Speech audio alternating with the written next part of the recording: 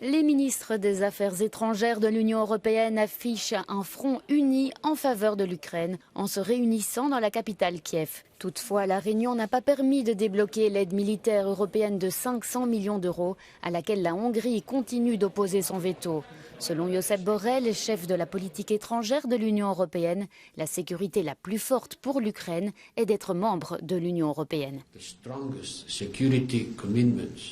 That we can give to Ukraine is European Union membership. This is the strongest security commitment for Ukraine.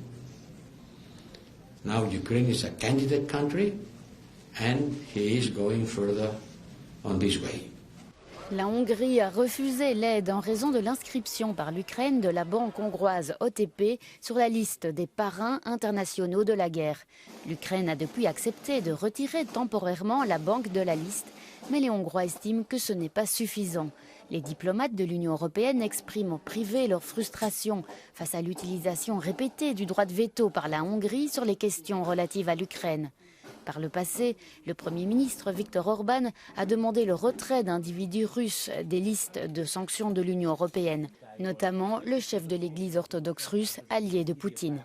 And the same should be said with Patriarch Kirill, who they also had removed from sanctions because they were trying to be nice to him and the Russians. And in the end, he's just extorting as much as he possibly can from his power. It's dirty, it's illegitimate, but I guess the Ukrainians